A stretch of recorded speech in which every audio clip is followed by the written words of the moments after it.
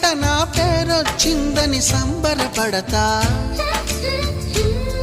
నువ్వు కొట్టిన నా చెంప మీద నీ గుర్తొకటుందని సంతోషిస్తా.